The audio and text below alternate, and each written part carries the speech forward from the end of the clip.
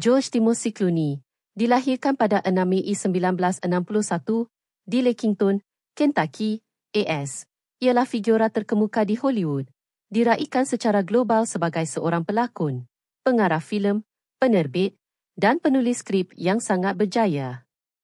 Terkenal dengan sikapnya yang sopan, kecerdasannya yang tajam dan persembahannya memukau, Clooney telah membina kejayaan yang luar biasa beralih dengan lancar daripada hero televisyen kepada bintang filem pemenang Oscar dan pembikin filem yang dihormati, menjadikannya salah seorang tokoh paling berpengaruh dalam industri. Clooney mula mendapat pengiktirafan meluas untuk peranannya sebagai Dr. Doug Rose dalam drama perubatan popular Air, 1994-1999. Ini melonjakkannya ke bintang filem, di mana beliau dengan cepat menjadi seorang pelakon utama. Filmografinya yang luas mempamerkan kepelbagaiannya merentasi pelbagai genre. From Dusk Till Dawn, 1996 peranan filem utamanya. One Fine Day, 1996 dan Out of Sight, 1998 mengukuhkan statusnya sebagai hero romantis. Three Kings, 1999 satira perang yang dipuji secara kritis. Ocean's 11, 2001 dan sekuelnya mengukuhkan statusnya dalam blockbuster ensemble.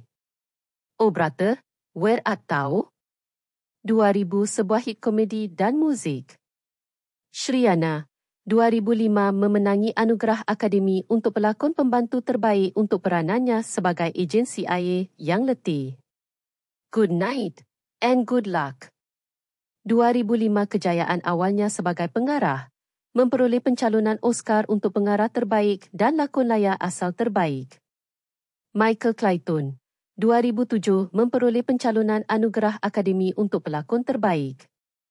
Up and Down, 2091 lagi pencalonan Oscar untuk pelakon terbaik. Des Descendantes, 2011 menerima pencalonan Oscar keempat untuk pelakon terbaik. Argo, 2012 memenangi anugerah Akademi untuk gambar terbaik sebagai penerbit. Selain pencapaian seninya, Clooney juga seorang humanitarian dan aktivis politik yang terkemuka, terlibat secara aktif dalam pelbagai tujuan, termasuk menyokong keamanan di Darfur dan mempromosikan hak asasi manusia global. Kejayaannya adalah bukti kepada bakatnya yang pelbagai, kecerdasan yang tajam, dan impak yang berpanjangan terhadap sinema dan masyarakat.